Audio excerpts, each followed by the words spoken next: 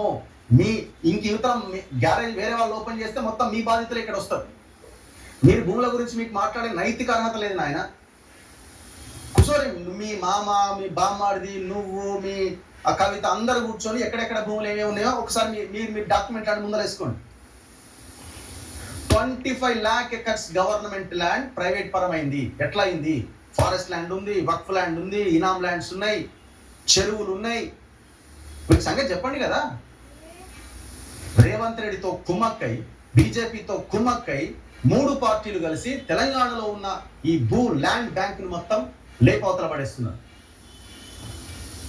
BJP కూడా మీరు చూడండి. ఇప్పుడు మేము నాదర్గుల్ భూముల విషయంలో దాదాపు నేను 2 to 3 times వెళ్ళిన అక్కడికి. వాళ్ళు వంట వార్పులు చేసిరు, రంగారెడ్డి జిల్లా కలెక్టరేట్ ఆఫీస్ ముట్టడించారు. అందులో చెరువు ఉన్నది, అందులో పెద్ద నాగమయ్య గుట్ట ఉన్నది, జాతర జరుగుతుంది. మొత్తం ఆ ఓవైసీకి సంబంధించిన కోహినూరు ప్రాజెక్టు వాడు ఫెన్సింగ్ వేసిండు. అది మహేశ్వరం నియోజకవర్గం. మహేశ్వరం నియోజకవర్గంలో బీజేపీ స్ట్రాంగ్ గానే ఉంది కదా. మరి అదే మహేశ్వరం నియోజకవర్గంలో ఉన్న లీడర్లు కానీ, స్టేట్ లీడర్లు కానీ ఎందుకు ఆ నాదర్గుల్ భూముల మీద మాట్లాడరు? మీకు ఓవైసీ అంటే కోపమే కదా. మాట్లాడరు, ఎందుకంటే వాటాలు పంచుకున్నారు. కాంగ్రెస్ వాళ్ళు వాటాలు పంచుకున్నారు, మాట్లాడరు. ఎంత దుర్మార్గం ఇది. పొద్దున్న లేస్తే మళ్ళీ ధర్మం వాడు వీడు అని మాట్లాడుతున్నారు. మరి ఓవైసీ అక్కడ ఎందుకు మీకు మిత్రుడు అయిపోయిండు?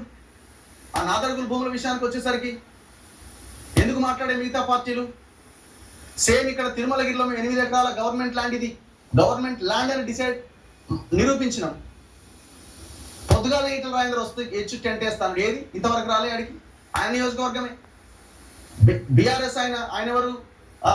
ఇది నా నియోజకవర్గం, ఎట్లా మీరు గవర్నమెంట్ ల్యాండ్ అని ఎవరైనా కుకట్పల్లి ఎమ్మెల్యే ఆయన మాట్లాడిండు, మళ్ళీ సప్పుడు లేదు.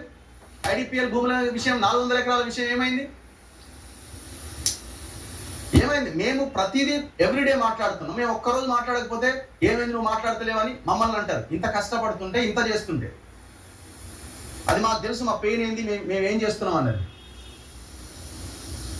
ఇంతమంది లీడర్లు ఒక్క పార్టీ వాడన్నా మాట్లాడుతున్నారు, ఒక్కరన్నా అడుగుతున్నారా ఏమైంది మీరు ఈ భూముల విషయంలో ఏం చేస్తున్నారని? అర్థం చేసుకోండి ప్రజలు కూడా.